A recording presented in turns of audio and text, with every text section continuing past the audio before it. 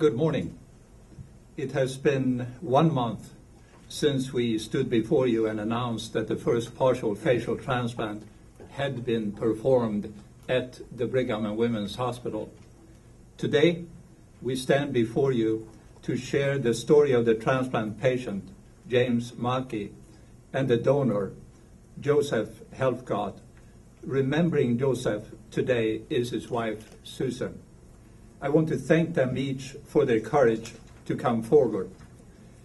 I want to thank Susan for the gift she and her husband have given James, the gift of a new face. And I want to thank James for taking that important first step. He's a pioneer for allowing us all to learn from this new form of organ transplantation. By telling their stories today, they do both hope this will allow them to move forward with their lives, and they're hoping to recapture some of their privacy.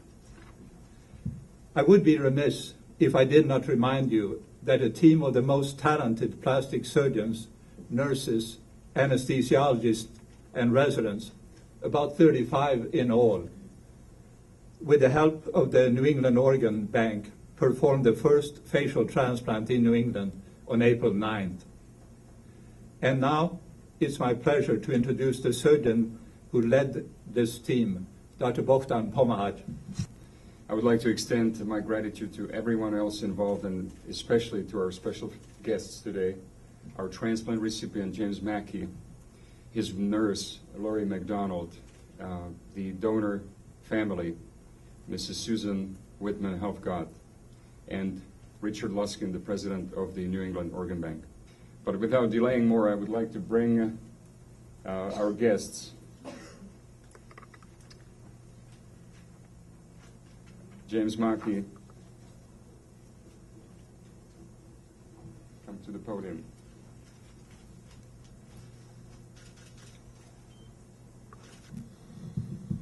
I want to say thank you, and thanks to Susan and her husband Joseph and their family for the gift they have given me.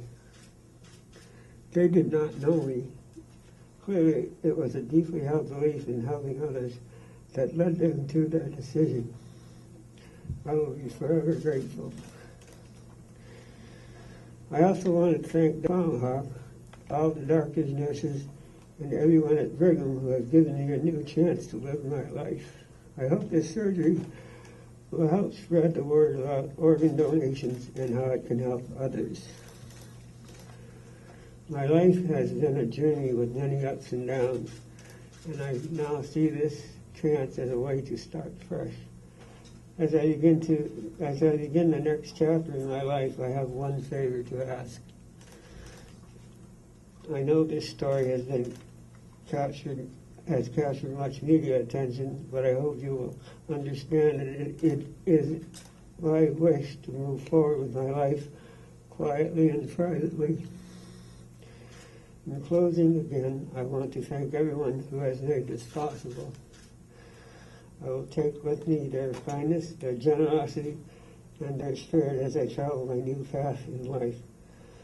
Thank you. Now, I suspect one of the first questions you might have for me is this: what did you think the first time you saw yourself after the surgery? My first thought, my nose looks exactly the same as my old nose. Thank you. I just appreciate that I have a chance to start a new life, because the first part of my life was nothing but trouble. So I'm just glad that I can start over. Actually, it's mostly pain-free. I mean, out here I can feel something, but in closer to my nose I can't really feel it, but usually feels all right. I don't know. I mean, I know there's something different, but I'm sure at some point when I start feeling the feelings, I'll know it more surely that it's not my nose. It will take a few months before the nerve regeneration progresses to the point that Jim will start feeling the parts that were transplanted. So it's a little too early. Well,